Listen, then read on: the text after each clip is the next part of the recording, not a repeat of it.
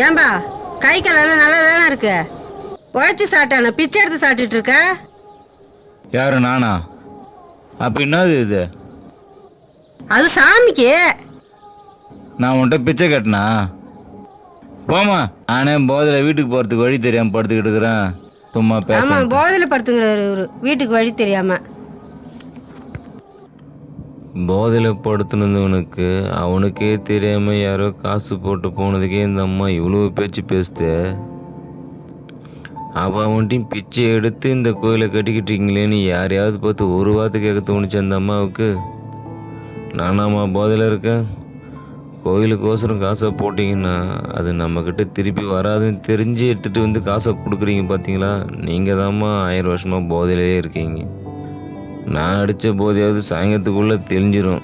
ஆனால் உங்ககிட்ட இருக்கிற போதை இன்னும் 2000 வருஷம் ஆனாலும் தெளியவே தெரியாது. இதுவே இந்த கோயிலுக்கு செலவு பண்ணுற காசு எடுத்துன்னு போய் ஒரு மண்டபத்தை கட்டி விட்டிங்கன்னா அதில் வர்ற வருமானத்தை எடுத்து ஊர் நல்லது செஞ்சுக்குவீங்க. அப்படியே உங்களுக்கு நடக்கிற விஷயத்துலையும் செஞ்சு முடிச்சுக்குவீங்க. இதை சொல்ல போனால் நம்மளை பைத்தியக்காரன்னு சொல்லி ஊரை விட்டு அடிச்சு தோத்துறீங்க. ஆனால் எப்படியாவது போங்கம்மா. எனக்கு எல்லாமே என் பொண்டாட்டி தான். அவள் தான் எனக்கு சாமி.